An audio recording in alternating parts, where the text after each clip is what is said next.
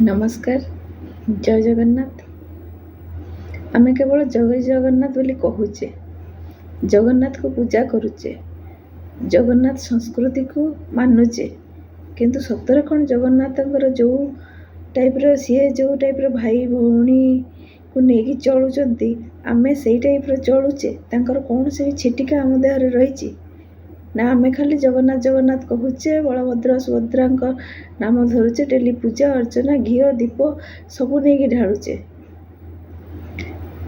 ଆଜ୍ଞା, ଘରେ ଯଦି କୌଣସି ପ୍ରୋବ୍ଲେମ୍ ହେବ, ଆମେ ସେ ପ୍ରୋବ୍ଲେମ୍କୁ ସବୁବେଳେ ଲୁଚାଏ।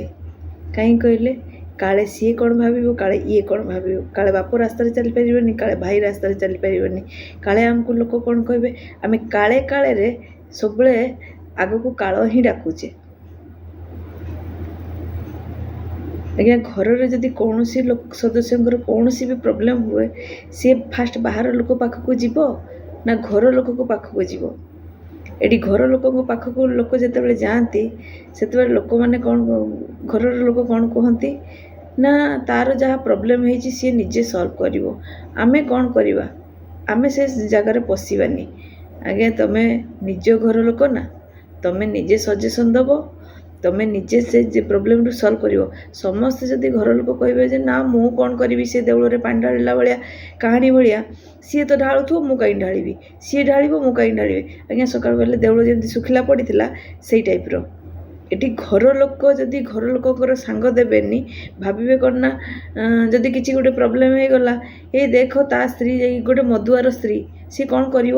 ତା ସ୍ୱାମୀ ଡେଲି ମଦ ପିଇକି ଆସିଥିବ, କି ଜଣେ କେଉଁଠି ମର୍ଡ଼ର କରିଥିବ, କି କ'ଣ ଆଉ କ'ଣ କାମ କରିଥିବ, ତା ସ୍ତ୍ରୀ ନିହାତି ଲୋକଙ୍କ ପାଖକୁ ହିଁ ଯିବ, ଘର ଲୋକଙ୍କ ପାଖକୁ ଯିବ। ଘର ଲୋକ କ'ଣ କହିବେ ନା ତା ପ୍ରୋବ୍ଲେମ୍ ସିଏ ସଲ୍ଭ କରିବ, ଆମେ ସଲ୍ଭ କରିପାରିବାନି। ଆରେ ସେ ସ୍ତ୍ରୀ ଲୋକ କାହା ପାଖକୁ ଯିବ? ବାହାର ଲୋକ ପାଖକୁ। ବାହାର ଲୋକ ପାଖକୁ ଗଲେ ତ ଲୋକ ଫାଷ୍ଟ ଆଗରେ ପଚାରିବେ ଯେ ତୁମ ଘର ଲୋକ ଥାଉ ତୁ କାହିଁ ବାହାର ଲୋକ ଆମ ପାଖକୁ ଆସିଛୁ? ତ କ'ଣ କରାଯିବ? ବାହାର ଲୋକ ତ ଏମିତିରେ ବି ଘର କଥା ସବୁ ଜାଣିବେ ନା। ତ ଘରର ପ୍ରୋବ୍ଲେମ୍କୁ ସବୁବେଳେ ଘର ଭିତରେ ହିଁ ସଲ୍ଭ କରିବା ପାଇଁ ଚେଷ୍ଟା କର।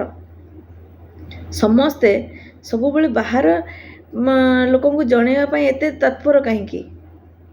କ'ଣ ଘର ଲୋକଙ୍କୁ ପ୍ରୋବ୍ଲେମ୍ ଫୋନ୍ କଲେ, ବଡ଼ ଲୋକଙ୍କୁ ଫୋନ୍ କଲେ, କି କଥା ହେଲେ, କି ତାଙ୍କ ସହିତ କୌଣସି ବିଷୟରେ ଆଲୋଚନା କଲେ କ'ଣ ଖରାପ?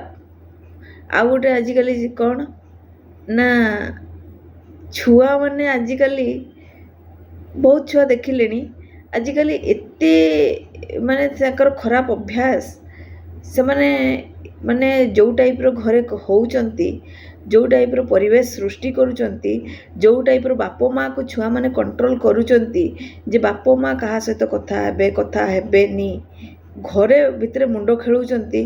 କ'ଣ ତାଙ୍କ ବୟସ ସେତିକି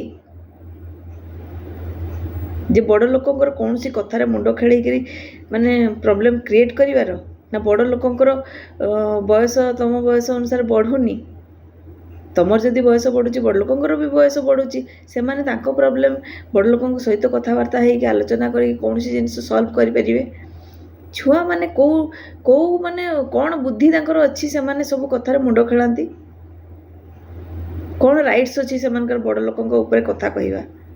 ହଁ, ସେମାନେ ତାଙ୍କ ଘର ଭିତରେ ପ୍ରୋବ୍ଲେମ୍ କଥା କହିପାରିବେ, କିନ୍ତୁ ସମସ୍ତଙ୍କୁ ସବୁ ଜାଗାରେ ସବୁବେଳେ କ'ଣ ରାଇଟ୍ସ ଥାଏ ଯେ କଥାବାର୍ତ୍ତା କରନ୍ତି? ଏଇଟା କ'ଣ ଛୋଟ ଛୁଆମାନେ କ'ଣ ବୁଦ୍ଧି ନାହିଁ ଯେ ସିଏ ବଡ଼ ଲୋକ କଥା ହେଉଛନ୍ତି, କି ଆମେ ସେ ଭିତରେ ପଶିବାନି? ସେ ଜିନିଷ ନାହିଁ। ଏଠି ଖାଲି ମୁଁ ଯେତେ ବି ଲୋକ ଦେଖୁଛି ସଂସାରରେ, ସବୁ ଲୋକ କେଉଁଠି ଭାଇ ସହିତ କଥା ହେବା ପାଇଁ ଭାଉଜର ପରମିସନ୍ ଦରକାର, କେଉଁଠି ବାପା ମାଆ ସହିତ କଥା ହେବା ପାଇଁ ମାନେ ଛୁଆଙ୍କ ପରମିସନ୍ ଦରକାର, କେଉଁଠି ମାନେ ଭାଇମାନେ ଆଜିକାଲି ବାହା ହେଇସାରିଲା କ୍ଷଣିକିରି ଶ୍ୱଶୁର ଘର ପ୍ରତି ଏତେ ମାତ୍ରାରେ ସେମାନେ ଶ୍ୱଶୁର ଘରକୁ ଯାଉଛନ୍ତି କି କଥାବାର୍ତ୍ତା ହେଉଛନ୍ତି, ଭାଇ ଭଉଣୀକୁ ଭୁଲି ଯାଉଛନ୍ତି। ନିଜର ବାକି ଯେତିକି ରେଷ୍ଟ ଭାଇ ଭଉଣୀ ରହିଲେ ସେମାନଙ୍କୁ ଭୁଲି ଯାଉଛନ୍ତି। ନିଜ ଭଉଣୀ ଘରକୁ ଆସିଛି କି ଆସିବ ସେ କଥା ଚିନ୍ତା କରନ୍ତିନି। ସବୁବେଳେ ଶ୍ୱଶୁର ଘରରୁ ଯଦି କେହି ଆସିଲେ ପୁରା ଏକାଥରେ ବହୁତ ବଢ଼ିଆ, କିନ୍ତୁ ନିଜ ଭାଇ ଭଉଣୀ ବନ୍ଧୁବର୍ଗ କୁଟୁମ୍ବ ସେଗୁଡ଼ା ସବୁ କାହାକୁ ଦେଖାଯାଏନି, କାହିଁକିନା ବାହା ହେଇଯାଇଛନ୍ତି। କ'ଣ ବାହା ହୁଅନ୍ତି, କେମିତି ବାହା ହୁଅନ୍ତି, କ'ଣ ପାଇଁ ସେମାନେ ଶ୍ୱଶୁର ଘରକୁ ଯାଆନ୍ତି ଭଗବାନଙ୍କୁ ଆଜି ପର୍ଯ୍ୟନ୍ତ, କାହିଁକିନା କଥାରେ ଅଛି ଶ୍ୱଶୁର ଘର କୁଆଡ଼େ ଜିନ୍ଦାବାଦ। ସମସ୍ତଙ୍କୁ ଗୋଟିଏ ଅନୁରୋଧ, ଘରର ବିପଦ ଘର ଭିତରେ ହିଁ ସଲ୍ଭ କରନ୍ତୁ। କାହିଁକି ନା ବାହାର ଲୋକ ଜାଣିବା ପାଇଁ ଘର ଲୋକ ତମେ ନିଜେ ହିଁ ସୁଯୋଗ ଦେଉଛ ଯେ ବାହାର ଲୋକ ଜାଣନ୍ତୁ ବୋଲି। ଯେଉଁଠି କିଛି ଲୋକ ଜାଣିବା ଦରକାର ସେଠି ସବୁ ଲୋକ ନିହାତି ଜାଣିଯିବେ। ଯେତିକି ବଡ଼ ପ୍ରୋବ୍ଲେମ୍, ଯେତେ ବଡ଼ ଘର ହଉ, ସମସ୍ତଙ୍କ ଫ୍ୟାମିଲିରେ କିଛି ନା କିଛି ପ୍ରୋବ୍ଲେମ୍ ଅଛି। ମୁଁ ଯେତେ ଥର ଦେଖୁଛି, ଯେଉଁଠି ଦେଖୁଛି ସବୁ ଲୋକ ଘରର କ'ଣ ସାଇଡ଼୍ ହେଇଯାଆନ୍ତି। ଆରେ ସାଇଡ଼୍ କ'ଣ ହେବା, ଆମେ ନିଜେ ପ୍ରୋବ୍ଲେମ୍ ସଲ୍ଭ କରିବା। ଆମ ଘରର ପ୍ରୋବ୍ଲେମ୍, ସେସବୁ ଜିନିଷରେ ଯେତେ ଲୋକ ଅଛନ୍ତି ସବୁ ଘର ଭିତରେ ହିଁ ପ୍ରୋବ୍ଲେମ୍ ସଲ୍ଭ କର ନା। ତେବେ କାହିଁକି ନିଜେ ନିଜେ ସବୁ ବାହାରକୁ ଦେଉଛ? ତାପରେ କହିବ କ'ଣ ନା ଯେଉଁ ଘର ପ୍ରୋବ୍ଲେମ୍ ବାହାରକୁ ଚାଲିଗଲା, ମନକୁ ଚାଲିଯାଉଛି, ଲୋକ ମନକୁ କହୁଛନ୍ତି ସବୁ ଜାଗାରେ। ଆଉ ଗୋଟେ ଜିନିଷ ହେଲା, ଲୋକ ଏଠି ବହୁତ କଥାବାର୍ତ୍ତା କରନ୍ତି ଯେ ବାହାର ଘର କଥା ଯାଇକି ବାହାରେ ଯେଉଁ କଥାବାର୍ତ୍ତା କରନ୍ତି। କ'ଣ ଅସୁବିଧା? ଘରର ପ୍ରୋବ୍ଲେମ୍ ବାହାରେ ଯାଇ କାହିଁକି ପକାଯାଏ? ଘର ପ୍ରୋବ୍ଲେମ୍ ଘର ଭିତରେ ରହିବା ଦରକାର। ଦୟାକରି ଯେତିକି ବି ଘର ଅଛି ଲୋକଙ୍କ ଘର ଭିତରେ ଏକାଠି ରୁହ, ଏକାଠି କଥାବାର୍ତ୍ତା କର, ଏକାଠି ପ୍ରୋବ୍ଲେମ୍ ସଲ୍ଭ କର। କହିବା ପାଇଁ ତ ଖରାପ ଲାଗୁଛି, କିନ୍ତୁ ଲାଷ୍ଟ କିଛି ଦିନ ହେଲାଣି, ମୁଁ 2-3 ବର୍ଷ ହେଲାଣି ବହୁତ ଷ୍ଟଡି କରିଛି ଯେ ବହୁତ ପ୍ରୋବ୍ଲେମ୍, ମାନେ ଘର ଲୋକ ବହୁତ ଜାଗାରେ ମୁଁ ଦେଖିଛି ସାଇଡ଼୍ ହେଇଯାଆନ୍ତି। ଏଠି ପ୍ରୋବ୍ଲେମ୍ରେ କେହି ଭାଇ ଭଉଣୀ ଘର ଦ୍ୱାରା କେହି ଦେଖନ୍ତିନି। ବହୁତ ଲୋକ ଦେଖିଲେଣି, ବହୁତ ପ୍ରୋବ୍ଲେମ୍ ଦେଖିଲେଣି ଲୋକଙ୍କର।